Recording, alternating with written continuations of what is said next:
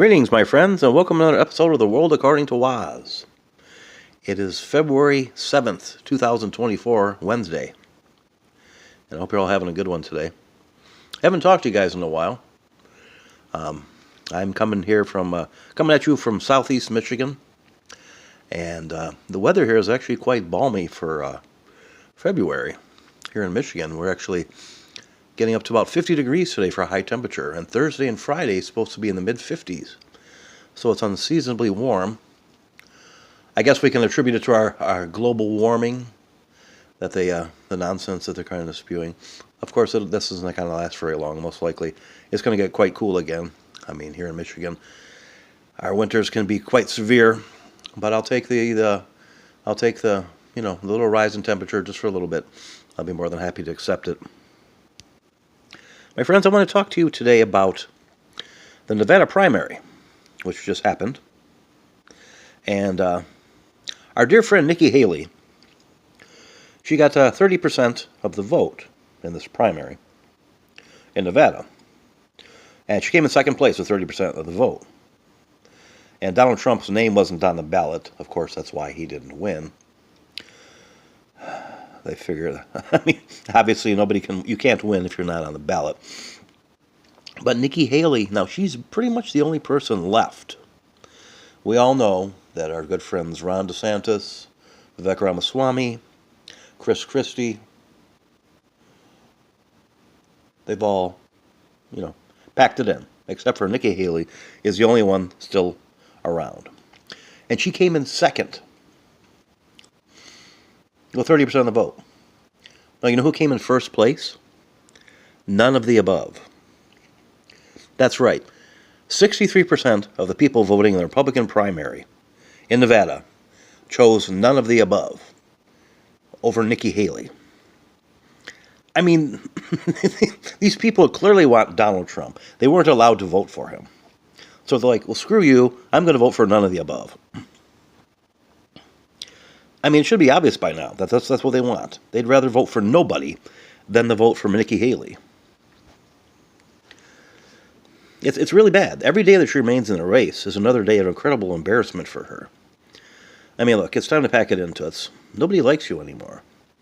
And you really have nobody to blame but yourself for that. So it's time to pack it in, Nikki. Try to save some face if you can. Because the longer you hang around, the worse it's going to get.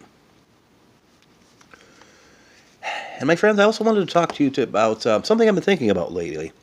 A lot of people talk about term limits for members of Congress and how they believe that it will change things and make things better. The claim is that some people serve far too long in office, 20, 30, 40, 50 years. Some people basically make it a lifelong thing, a lifelong gig, being in politics. And I agree that people should step down. They shouldn't make it a lifelong thing. But what I'd like to talk about is why I think term limits might not be such a great idea after all. Now, hear me out on this, my friends. See if what I'm trying to say here makes sense to you. Now, if you're a member of Congress or a governor or whatever, and you run for office over and over and over and over and over again,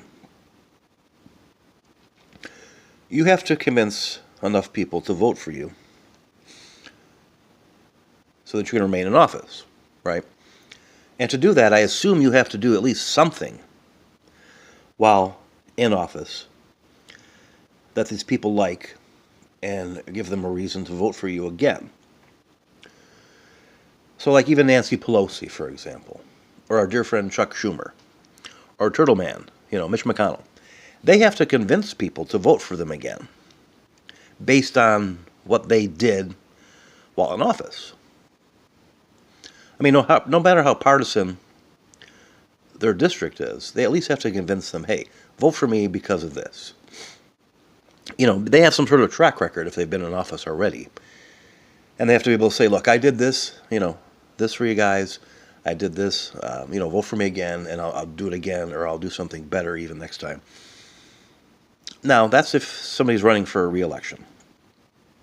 If people have term limits, if we impose term limits on members of Congress, they don't have to worry about running for re-election.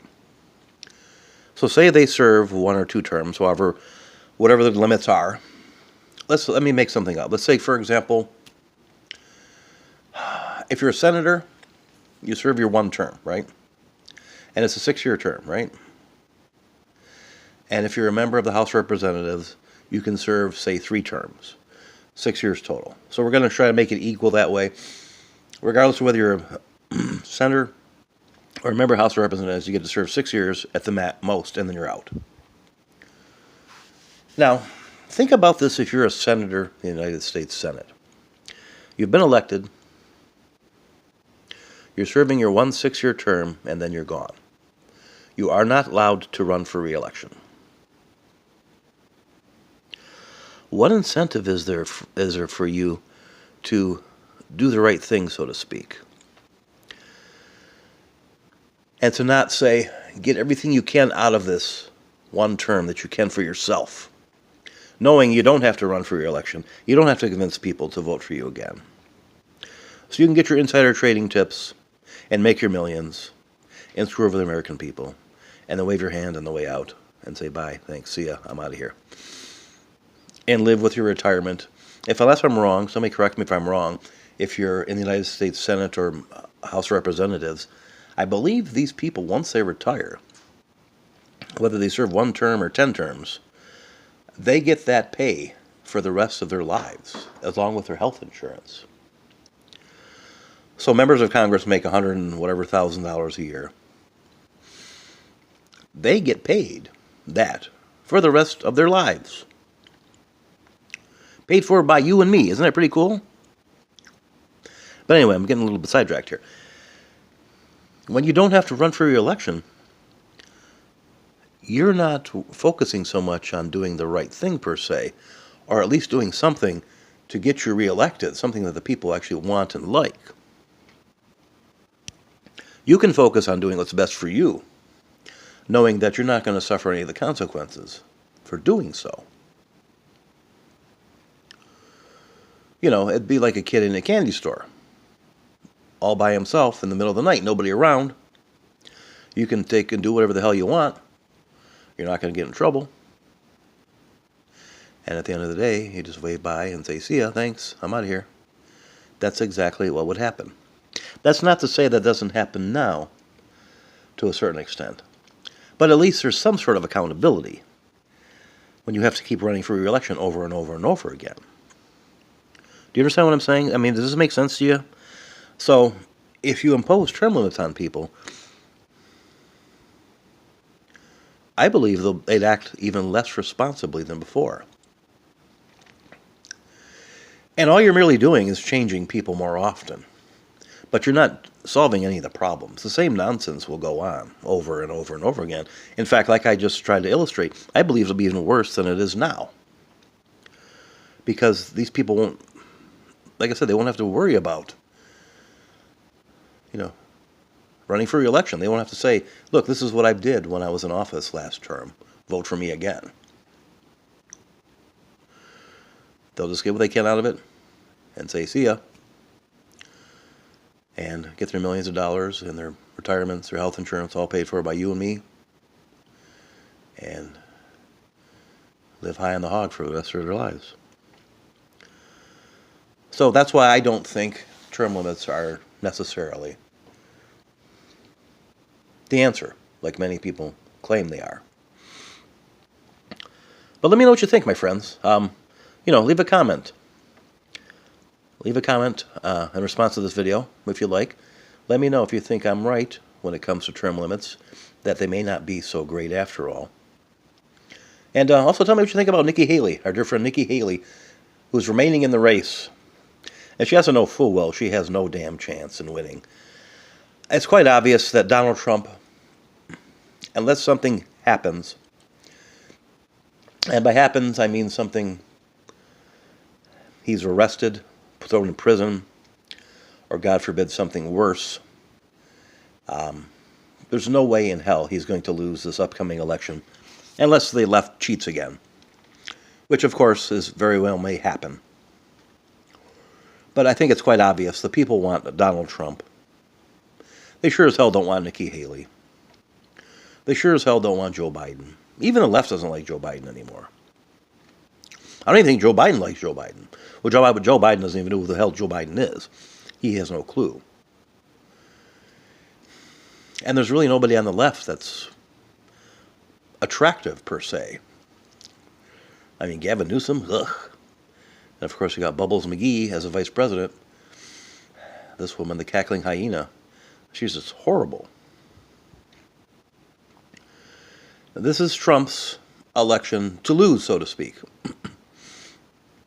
Again, unless something happens where they throw him in jail or what have you, or something worse happens to him, this is his election to lose. He has to totally jack something up in a big, big way for him to not win this election. I mean, you've got to catch him in the sort of like a real scandal, a real scandal that actually occurred, something that just is unforgivable. And of course, I don't foresee that happening. The left, of course, I wouldn't put it past them. They will try to pull anything they can out of their sleeves to make sure he doesn't become president again. But, yeah, this is his election to lose.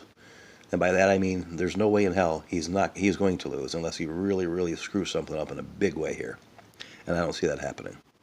All right, my friends, I'm going to let you go. And I hope you all have a good remainder of the Wednesday, February 7th. And I'll talk at you again soon.